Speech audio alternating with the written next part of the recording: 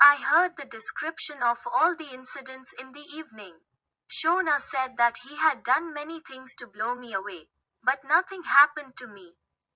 He was shaking his neck with all four legs. He had given his body many strange shocks. He jumped high. The hooves of his feet dug into the ground, but at last he became exhausted and remained silent. The edge of the foam came out of his mouth. He began to whisper the same thing. In the meantime, Shona ran and called Baba. He was the one who pushed him, but he had a hard time loosening the grip of my hand. He touched my body and said that it was clicking like fire. I began to think, how could there not be a single scratch on my body even after playing two elements with one savage force? How could my body be hot enough to fit a hand?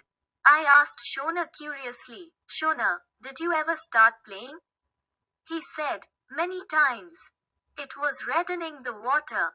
I had a cough on my head. It was Brahmadatta who had pulled me out of the water. He bent his head in front of me and showed me the scars on his head. Shona coughs. Blood flows through his body. Then it will flow through my body too. I got up early and went to the leaf hut. There were many arrows and bows lined up. One of them pulled an arrow. Its sharp leaves shone like a crescent. I raised the arrow in my hand with determination. He assumed that his sharp point would hit the soles of his feet and let go of the arrow. I wiped my eyes from the city with the idea that it would now slip on my feet. A flickering stream of bright white light stood before my eyes. The arrow fell to the ground, but I just felt like I was being bitten by a grass stick. The tip of the arrow did not penetrate the skin of my feet. I thought I must have missed it, so I dropped it on my feet again and again.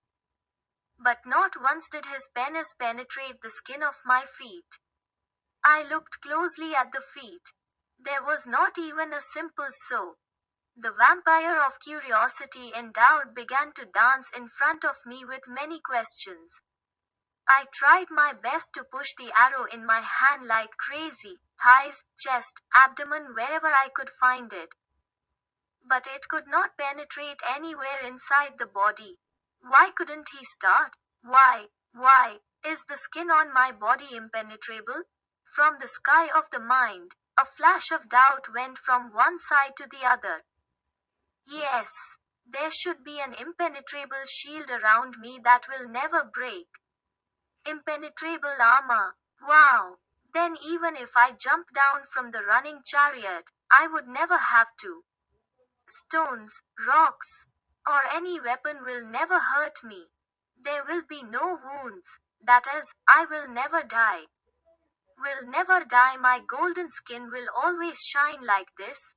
I will be immortal. My skin is impenetrable. So today I have nowhere to fight.